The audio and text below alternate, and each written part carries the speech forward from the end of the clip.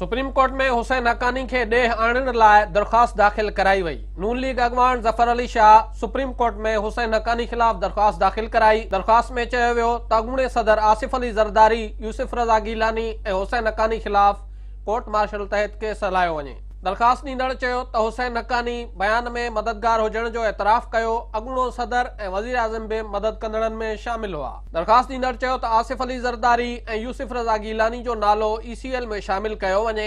होॾां बचाव वारे वज़ीर ख्वाजा आसिफ अॻूणे सफ़ीर हुसैन हक्कानी जे इंकशाफनि ते पार्लियामानी कमीशन जोड़ण जो मुतालबो कयो आहे। क़ौमी असेंबलीअ जे इजलास दौरान हुसैन हक्कानी जे मामले ते बहस दौरान ख्वाजा आसिफ चयो त हुसैन हक्कानी जो बयान संजीदा मसइलो आहे, उन जी जांच लाइ पार्लियामानी कमीशन जोड़ी वञे। संदसि चवणो त हुसैन हक्कानी PP जे हुकूमती दौर में अमेरिका में सफ़ीर रहियो, उन ते $60 लाख ख़र्च कया विया। हुन चयो त हुसैन हक्कानी जे बयान में मेमो गेट मामले जी जांच लाइ पार्लियामानी कमीशन जोड़ी वञे।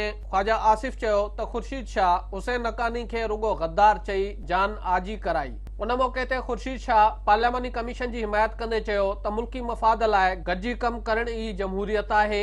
हुन चयो त हू बि हुसैन हक्कानी वारे मामले जी जांच चाहिनि था। संदसि चवणु हो त हक्कानी मामलो पार्लियामानी कमेटी ॾांहुं उमाणियो वञे। खुर्शीद शाह चयो त ॾिसणो पवंदो त उसामा बिन लादेन जा कंहिंसां राब्ता हुआ, उन जी बि जांच थियणु घुरिजे। संदसि चवणो हो त वज़ीर आज़म खे ऐवान में अचणु घुरिजे, हू पार्लियामेंट खे माउ ऐं रहबर सम्झनि था। मुख़ालिफ़ धुर जे अॻवान जो चवणु हो त आसिफ ज़रदारी पंहिंजा अख़्तियार पार्लियामेंट खे ॾिना।